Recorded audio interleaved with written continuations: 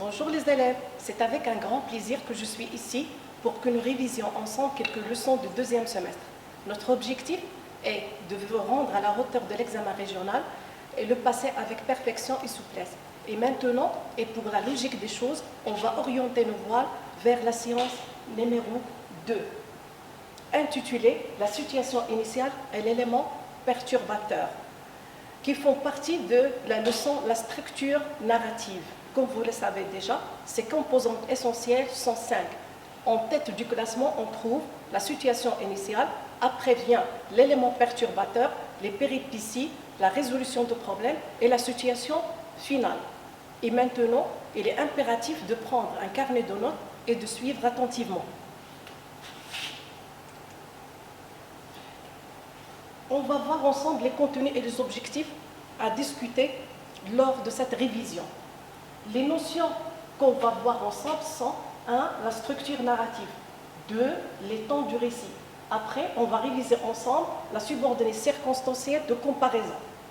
Les objectifs de chaque notion sont: pour la structure narrative, on va renforcer l'apprentissage des caractéristiques de début d'une nouvelle et de son élément perturbateur. Et pour les temps de récit, on va savoir comment les utiliser convenablement lors de l'écriture. Et pour la subordonnée circonstancielle de comparaison, on va insister sur la manière de répondre convenablement et avec beaucoup de justesse lors de l'examen régional. On va passer à la révision. Maintenant, rappelons qu'est-ce que la situation initiale et l'élément perturbateur. La situation initiale est une phase où l'auteur présente à ses lecteurs le cadre référentiel de son histoire en ce qui concerne les temps, les lieux et les personnages. Par contre, l'élément perturbateur qui marque un changement brusque et rapide dans le déroulement des événements. Maintenant, on va passer à l'exercice. Quelles sont les caractéristiques suivantes dans la partie convenable? Colonne 1, la situation initiale. Colonne 2, l'élément perturbateur. Commençons par, on y présente le cadre de l'histoire, temps et lieu. Où se passe cette action? À la situation initiale ou bien à l'élément perturbateur? Très bien, et après réflexion? Très bien, on y présente le cadre de l'histoire, son temps et le lieu à la situation initiale. 2. On y change l'équilibre initial. Remarquons qu'il y a un changement, un passage brusque de la stabilité déjà vue à la situation initiale à une phase de perturbation, de modification. Très bien, on change l'équilibre initial à l'élément, avec la partie élément perturbateur. 3. On déclenche l'action. L'action, elle est déclenchée, ça veut dire les événements de l'histoire commencent à la situation initiale ou bien avec l'élément modificateur, ça veut dire l'élément perturbateur. Très bien, juste. C'est dans la colonne élément perturbateur que les actions, les événements de l'histoire commencent et se déclenchent. Elle est souvent descriptif, où on peut trouver des passages descriptifs, des passages qui nous donnent des informations, des passages qui sont présentatifs à la situation initiale ou bien avec l'élément perturbateur. Juste, c'est à la situation initiale qu'on a beaucoup de passages descriptifs. On a même le temps qui a pour valeur la description et qui est l'imparfait. Du moment que l'auteur essaie de présenter ces personnages, le temps et le lieu de son histoire au lecteur. Les verbes, ils sont souvent à l'imparfait. Où ça? À la situation initiale ou bien à l'élément perturbateur, et je viens de le signaler. Si vous le remarquez, je viens de le dire. Très bien, c'est à la situation initiale que les verbes sont à l'imparfait. Et je le répète encore une fois, parmi les valeurs essentielles de l'imparfait est la description. Elle est introduite par une indication de temps. Soudain, tout à coup, j'ajoute brièvement et d'un clin d'œil. Ces expressions, bref, on les trouve à la situation initiale ou bien avec l'élément modificateur des événements.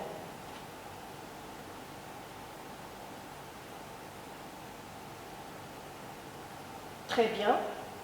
On trouve ces indications avec l'élément perturbateur et ce sont les éléments introducteurs de l'élément modificateur de l'action.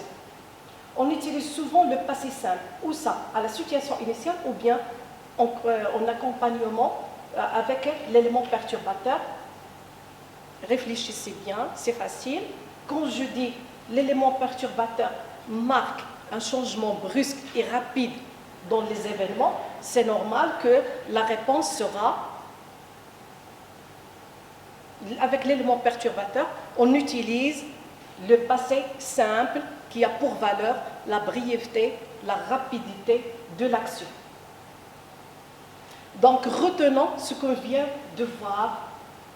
Notre grille dit que pour la situation initiale, on y présente le cadre de l'histoire, que ce soit temps, lieu ou personnage. Elle est souvent descriptive du moment que l'auteur cherche à rendre ces éléments proches des lecteurs.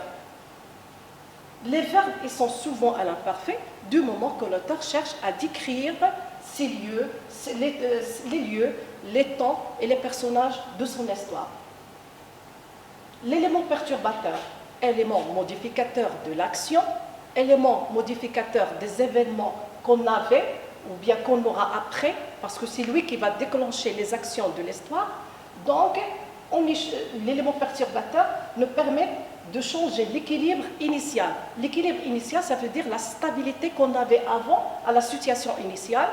Deux, il déclenche l'action, ça veut dire c'est là où va commencer les événements de l'histoire. Avec l'élément perturbateur, on a après pas mal d'actions successives. 3, il est introduit par une indication rapide, soudain, tout à coup, parce que le changement et le passage brusque de la situation stable à la situation perturbée, c'est un passage très rapide et très brusque. Et à la fin, on utilise avec la brièveté qu'on avait du passage de la situation initiale à l'élément perturbateur, c'est normal qu'on va conjuguer les verbes au passé simple. J'espère que vous avez profité de cette révision et c'est quelque chose à retenir et à utiliser lors de l'examen régional.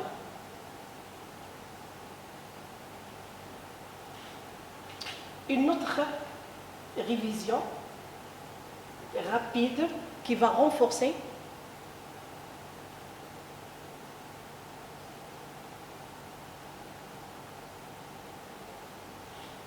c'est ça. On a terminé avec la révision et je vais maintenant on va réviser les temps de récit. Alors quand je dis les temps de récit, ça veut dire les temps de conjugaison, les temps verbaux qui règnent dans une écriture littéraire. Les temps de récit, ce sont la conjugaison qui me permet de raconter une histoire, de conjuguer les verbes de mon histoire, que ce soit une histoire au présent ou bien au passé. Quand je dis les temps de récit, la plupart du temps, les récits sont racontés au passé. Ça veut dire l'auteur, il raconte une histoire déjà terminée, accomplie dans le passé. Et pour ça, il a besoin de ces temps verbaux, qui sont l'imparfait et le passé simple. Rappelons les valeurs de l'imparfait. L'imparfait a pour valeur l'habitude. Ça veut dire des actions qui se répètent. Exemple, il fumait. Il a fumé pour des années. C'est une action longue, continue, qui se répète dans le passé. Donc le temps convenable serait l'imparfait. L'imparfait a pour valeur la description. Donc pour décrire les personnages, les lieux, les temps de l'histoire, on a besoin de l'imparfait. 3. L'imparfait exprime les actions longues. continus, qui prennent beaucoup de temps pendant la réalisation. Par contre, le passé simple, qui est un temps rapide et qui a pour valeur la succession des actions, et quand je dis la succession des actions, une histoire, elle est pleine d'actions, elle est pleine d'événements, elle est pleine de faits. Donc les actions succèdent et progressent vers la fin, et pour ça, une action commence et se termine, une autre commence et se termine. Donc le déroulement exige un temps rapide comme le passé simple. Le passé simple exprime la brièveté dans l'action. Le passé simple exprime, il a pour valeur la rupture d'une action longue.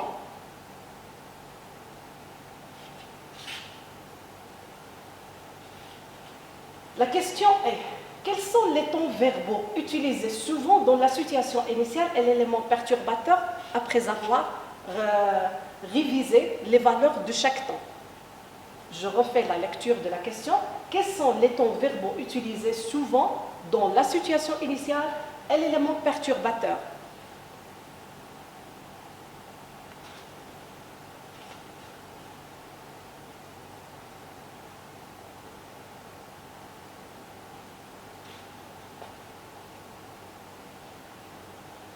On a deux cases à remplir avec ces verbes qui sont déjà conjugués.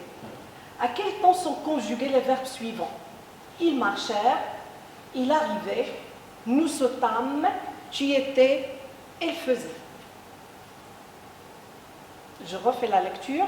Ils marchèrent, il arrivait, nous sautâmes, tu étais, il faisait. S'il vous plaît, faisez preuve d'une bonne observation avant de répondre. Et quand je dis une bonne observation, quand j'observe un verbe conjugué, automatiquement je pense à la terminaison. La première remarque, les terminaisons changent d'un verbe à un autre sur la liste. Ils marchèrent, il arrivait, nous sautâmes, tu étais, il faisait. Mais chaque verbe nous jette ou nous projette vers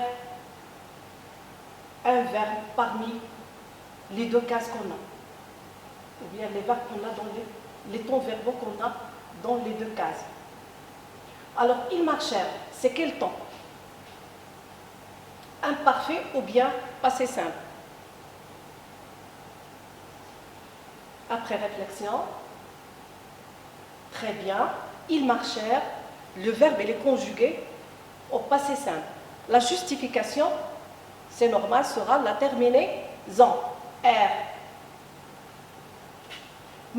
Il arrivait. C'est là, le verbe, il est arrivé, il est conjugué à l'imparfait ou bien au passé simple? Juste.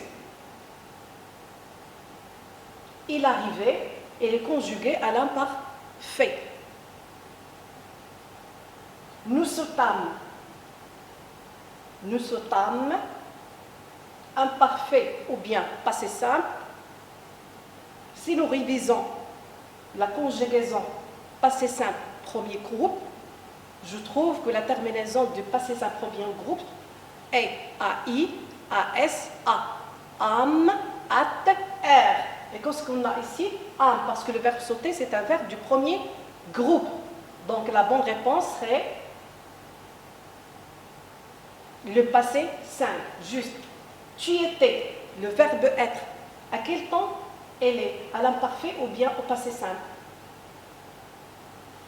Tu étais, elle est à l'imparfait. Et maintenant, à quel temps est conjugué le verbe faire ici? Il faisait. Rappelons-nous que le verbe faire est un verbe régulier. Ça veut dire qu'il change de radical d'un temps à un autre et même d'une personne, d'un pronom personnel sujet à un autre. Il faisait, le verbe faire ici, il est conjugué à l'imparfait juste. Bravo.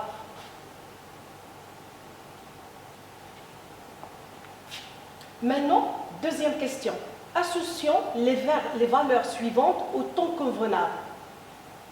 Comme je le viens de dire tout à l'heure, chaque temps de conjugaison a des valeurs propres.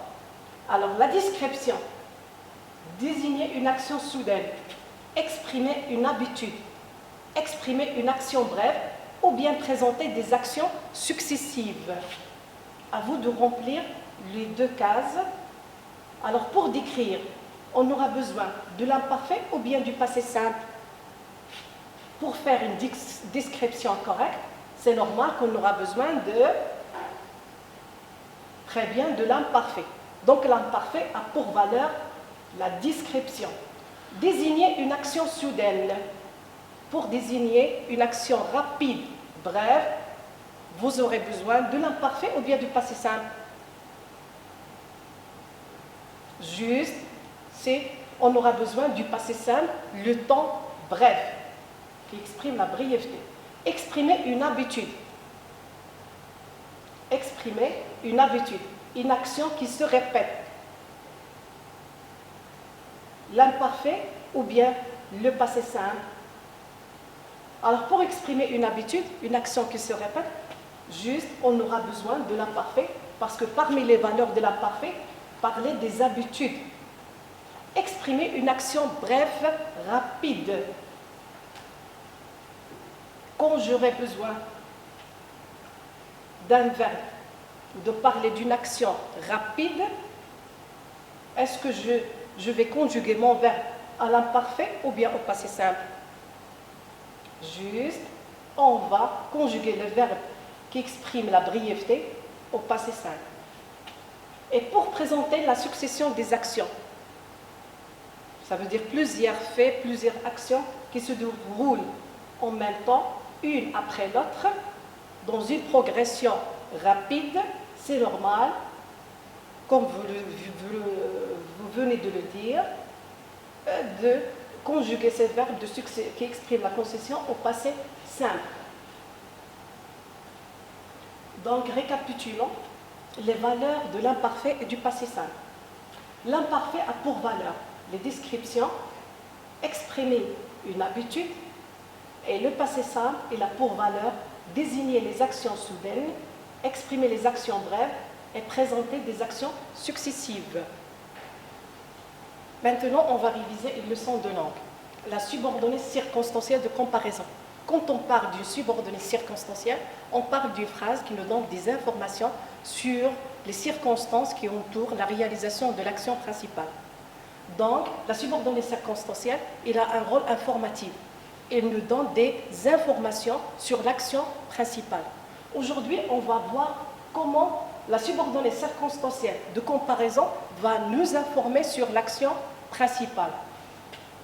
La subordonnée circonstancielle de comparaison exprime la diminution ou bien l'augmentation ou bien l'égalité proportionnelle dans les qualités, les quantités et même dans les actions, avec des conjonctions qu'on peut utiliser au français parlé ou bien au français écrit.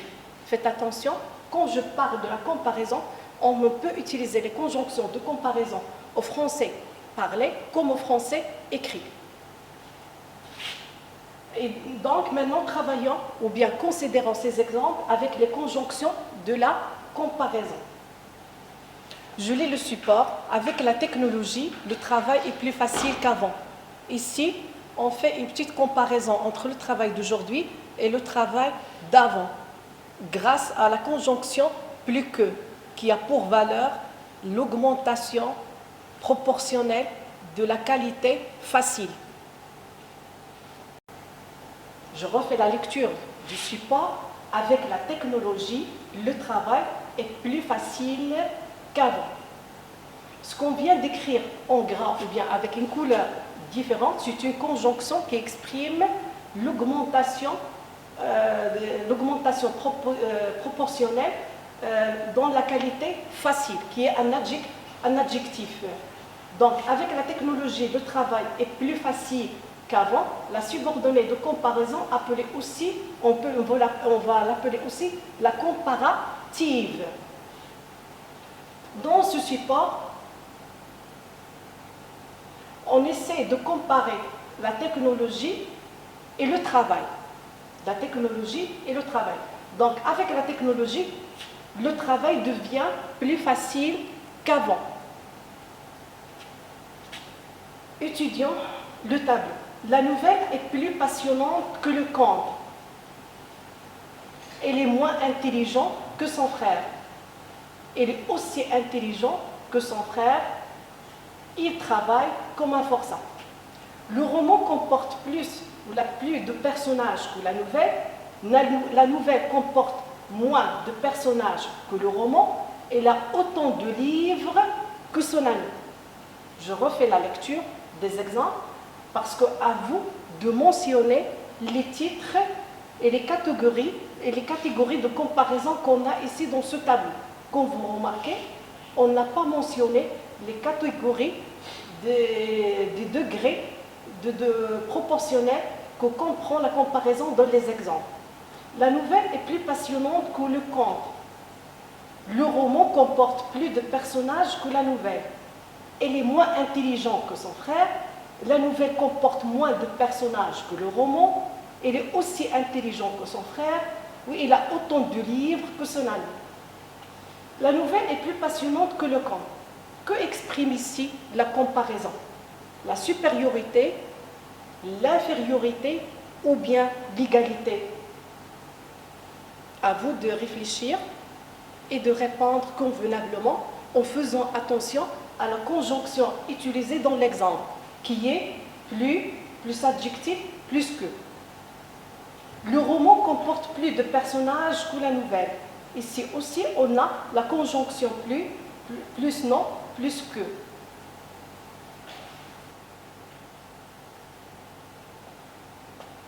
Alors, plus adjectif, plus que.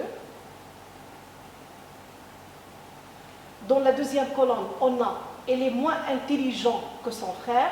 La conjonction utilisée pour exprimer la diminution moins plus adjectif plus que.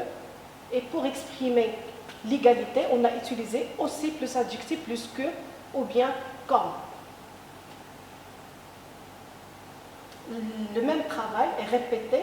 On a ici une autre conjonction qui exprime la supériorité, mais vous remarquez qu'on a ici plus de.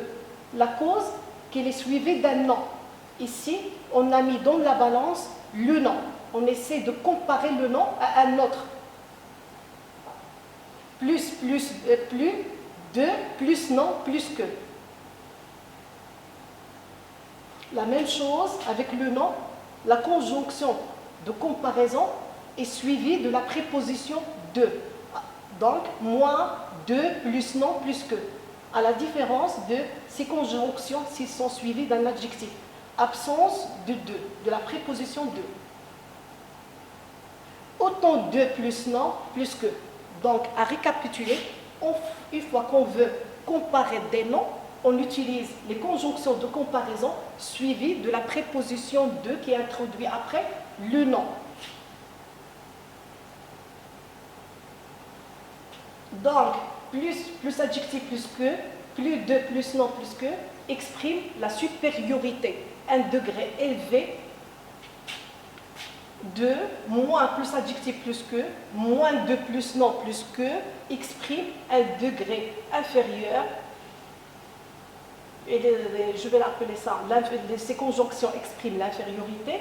Et quand on veut parler d'un degré d'égalité proportionnelle, on utilise aussi plus adjectif plus que, ou bien quand, et autant de plus non, plus que.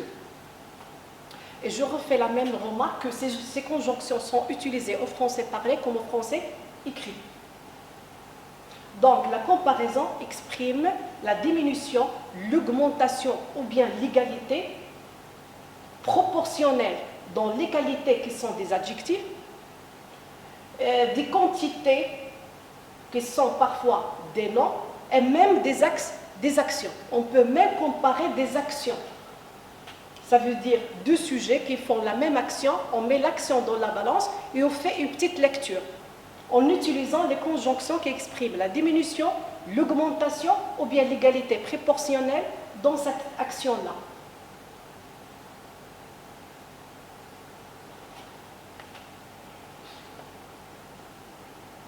Quand on veut parler d'une qualité où il y a un degré très élevé, qu'on appelle le superlatif, on essaie toujours de précéder la conjonction de comparaison de l'article défini, le, la, les, plus adjectif, ou bien de et des. Exemple, il est le plus gentil des enfants. Ça veut dire, on a comparé ici un élément ou bien un sujet par rapport à un groupe. Donc, quand on compare un élément par rapport à un groupe, on utilise le superlatif qui est précédé ou utilisé avec des articles définis ou bien des articles indéfinis. Exemple numéro 2. 6 livres sont les moins chers de la librairie. 6 livres sont les moins chers de la librairie. Vous remarquez ici qu'on a utilisé pour l'adjectif cher la conjonction de comparaison moins précédée de l'article défini les.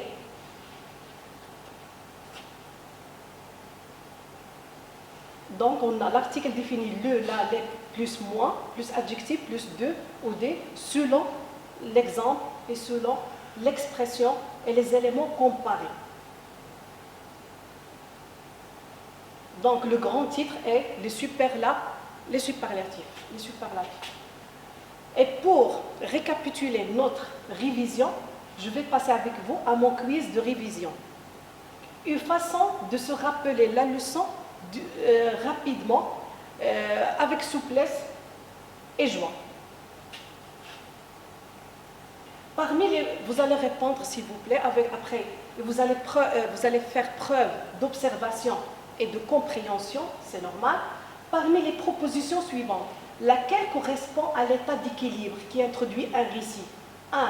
La situation initiale. 2. La résolution du problème. 3. La situation finale. Ou bien 4. L'élément perturbateur. Rapidement, c'est un jeu qui va vous permettre de faire preuve de compréhension et de la bonne observation. Très bien. Parmi les propositions suivantes, laquelle correspond à l'état équilibre qui introduit un récit? C'est normal, la situation initiale. La phase numéro 1, la situation stable, qui nous permet d'avoir une idée sur le cadre général de l'histoire. 2. Parmi les propositions suivantes, laquelle est introduite par un indicateur temporel qui change l'état d'équilibre qu'on a avant à la situation initiale? Est-ce la situation finale, la situation initiale, l'élément perturbateur ou bien la résolution du problème? Je sais que vous avez le don pour le faire et répondre juste.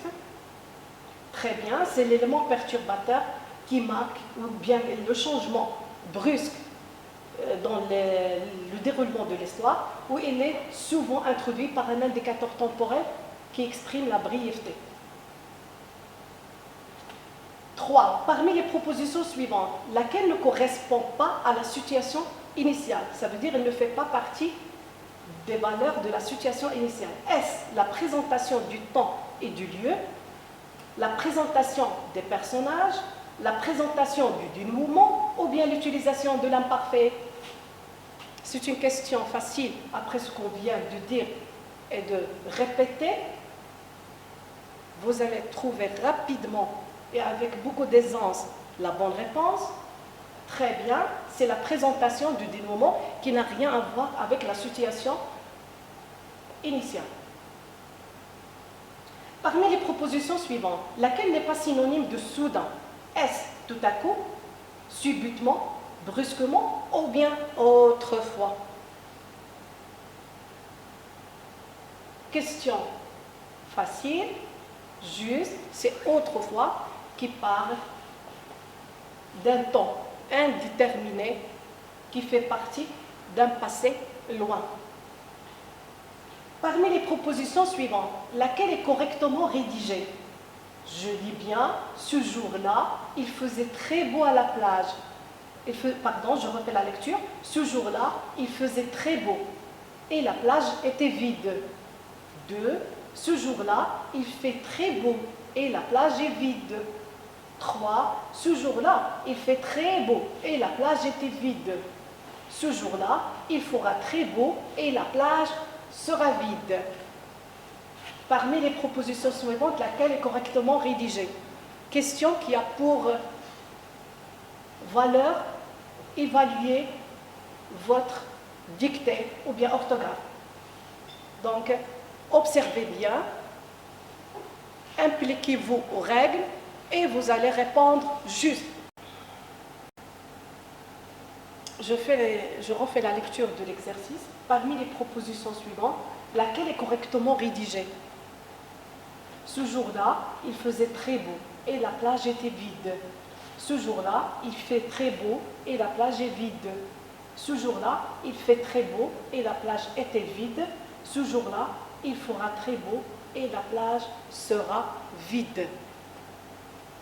Exercice dont vous allez faire preuve de la bonne observation. Utilisez et impliquez-vous aux règles et vous aurez la bonne réponse. Qu'est-ce que vous remarquez? Que les 4 phrases commencent par une indication temporelle qui fait partie du passé. Un atout ou un moyen qui va vous diriger directement vers la bonne réponse. Avec ce jour-là, les temps sont conjugués au passé, au présent ou bien au futur.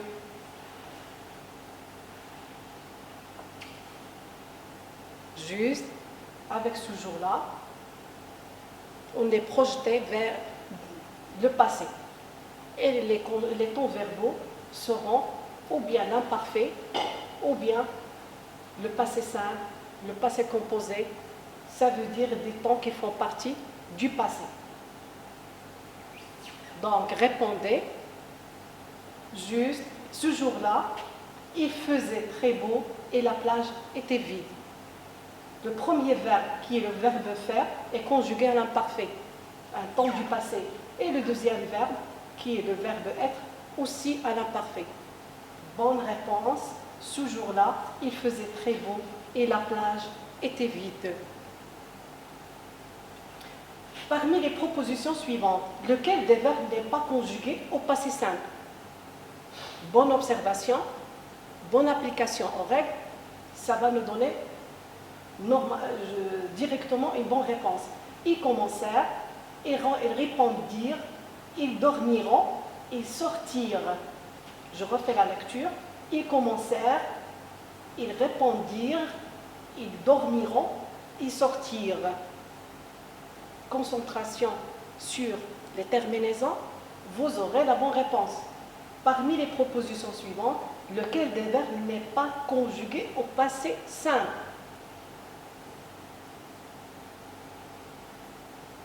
La réponse est bravo, ils dormiront.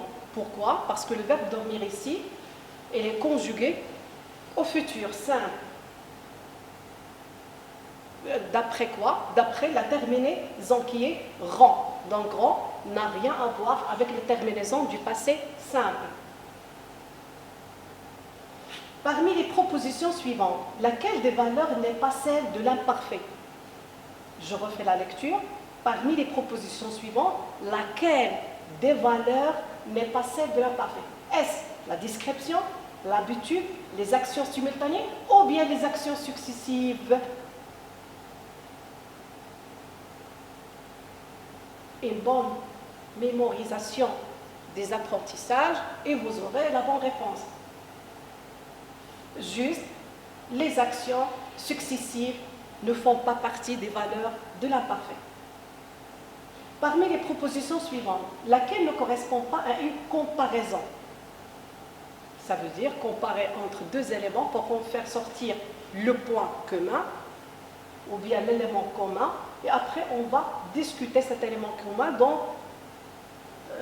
sur la balance. Comme il faisait chaud, je me jetais à la mer. Ma petite sœur est jolie comme une fleur. Cet enfant n'est pas grand, mais elle est malin comme un singe. Ma mère travaille aussi bien que mon père. Je refais la lecture. Parmi les propositions suivantes, laquelle ne correspond pas à une comparaison? Comme il faisait chaud, je me jetais à la mer. Ma petite sœur est jolie comme une fleur. Cet enfant n'est pas grand, mais elle est malade comme un singe. Ma mère travaille aussi bien que mon père. Petite réflexion. Question facile et bonne observation. Et c'est la bonne réponse. Comme il faisait chaud, je me jetais à la mer. Comme ici, conjonction de cause.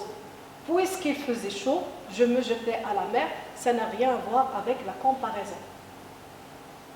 Laquelle des propositions suivantes n'exprime pas l'égalité? Ça veut dire proportion, ça veut dire une égalité proportionnelle des qualités, des quantités ou bien des actions. J'ai gagné autant d'argent que toi. Le football est un jeu aussi violent que le rugby. Samy est le plus paresseux.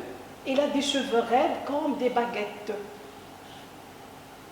On parle ici de la valeur de l'égalité exprimée par les conjonctions de comparaison.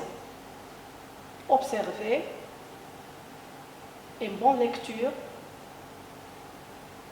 et c'est la réponse. Très bien. Samy est le plus paresseux. Ici, on exprime le superlatif. On a la conjonction plus de comparaison précédée de l'article défini lieu, et on essaie de comparer ici la valeur ou bien la qualité de la paresse chez Samy avec un groupe. Donc, Samy est le plus paresseux. Ici, ça n'a rien à voir avec la valeur de l'égalité. Ici, on exprime le superlatif. Ou bien cette phrase exprime le superlatif. À la fin, vous pouvez répondre avec beaucoup de franchise à ces questions-là. Je suis capable d'identifier la situation initiale dans un récit. Oui ou non? Soyez honnête en répondant, ça vous fera du bien, ça vous donnera le courage de réviser encore ou bien de chercher à renforcer l'apprentissage d'autres leçons. Je suis capable d'utiliser correctement les temps du récit. Je suis capable d'exprimer correctement une comparaison avec différents moyens. Et ainsi, notre révision arrive à sa fin. J'espère que notre séance s'est déroulée dans une atmosphère d'aisance pour un bon rendement. Merci et à la prochaine.